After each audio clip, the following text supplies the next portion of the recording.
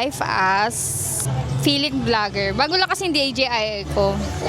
So, we're here at EK. Nasa EK po kami ngayon. Yung kasama ko, nag-CR lang. Nakaka-fresh naman tong camera na to. This is my second time to EK. Long time ago na yung last kong EK. Medyo hindi naman nakakahiya mag-vlog dito dahil maliit lang naman yung camera ko. Para siyang ano lang, Jisoo fan, ganun.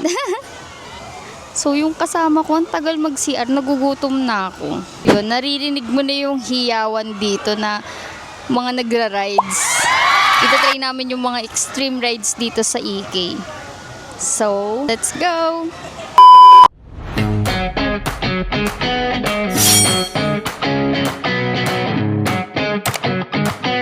Hi!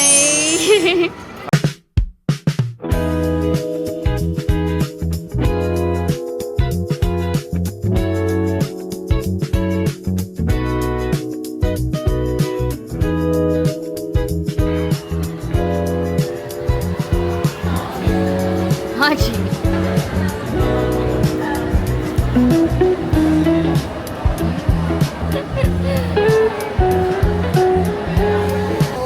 We're going to other rides. We're done na here.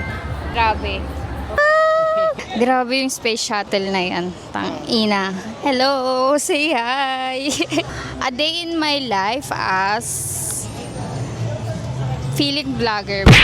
Pwede ba daw? Hello.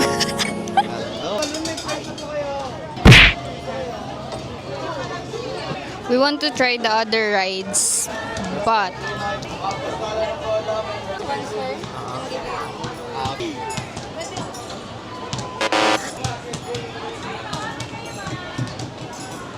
oh! No! Ah! Yes.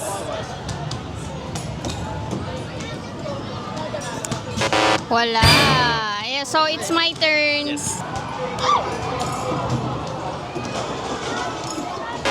Ay! Eh. Oh! Wala. Sayang. Una rings yun. So we are here na.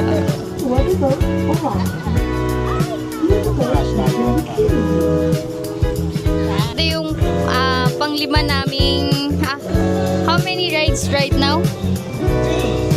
No, two ba?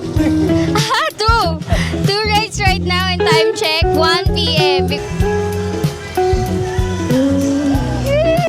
Yung mga yeah, very nice place. Nakita nyo ba yung sobrang alam ng dagat? Charot. Wala naman siyang chlorine, pero malinis. Or kulay niya lang yan. Kulay malinis.